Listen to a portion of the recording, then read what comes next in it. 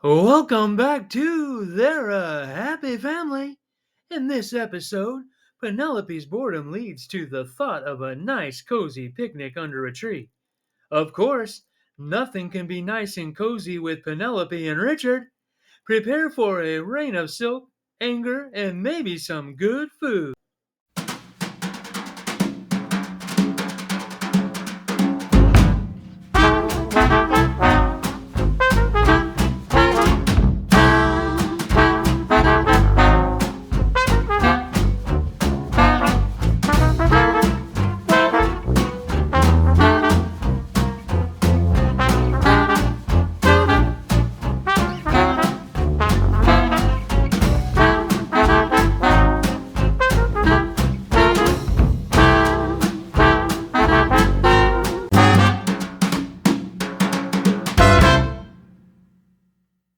Richard, I'm tired of looking at grown men's asses while they fight over some dumb ball. Shh!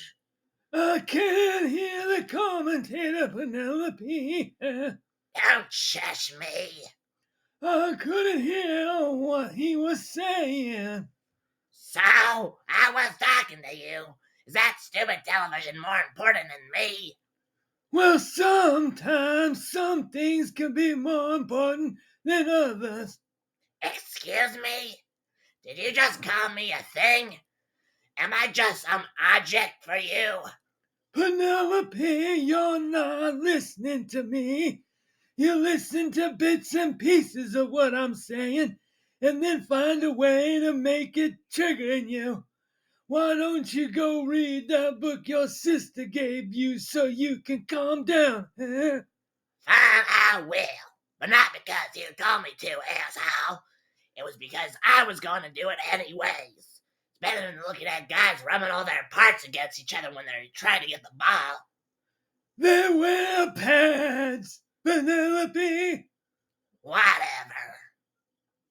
Penelope got up from the couch and walked into the kitchen. She opened up one of the drawers by the table and pulled out a big book that was covered in dust. Penelope swiped off the dust and read the name. Swept away with Jesus. A Christian woman's guide to cleaning, cooking, and conflict resolution. Oh, so this is where marijuana gets all of her material. Penelope opened the book and started to read. Chapter 1. Embracing Divine Sparkle. Okay, let's see what this is about. Talk about boring. Hopefully, Jesus won't get mad at me for skipping through. Penelope started to flip through page after page in the book until a chapter caught her eye. Chapter 72. Patching Up with Picnics. Jesus' Recipe for Reconciliation. Sounds interesting enough for me to read. I can't believe I'm saying this over a book my sister out of all people gave me, but this sounds nice. I better start cooking. After about an hour of cooking, Penelope finished. Richard, get your lazy ass up. We're leaving. But why? I want to watch the game. It's almost over. You always say that, and then we spend the rest of the day watching the television. I'm not getting out of this chair until the game's over, you hear? Huh? How about I throw my rolling pin straight through the TV? Okay, I give up. Let me get my shoes on. Good, that's what I thought. You're lucky, TV. After about 30 minutes of yelling, they finally made it to the park. So where do you want to sit, Penelope?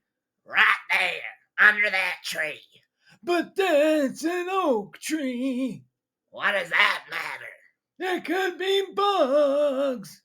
Stop being such a wuss. Go put down the blanket. I'm gonna get the pot. Why'd you bring the pot to a picnic? Huh? How else am I gonna bring your favorite food? Did you bring what I think you did? Maybe.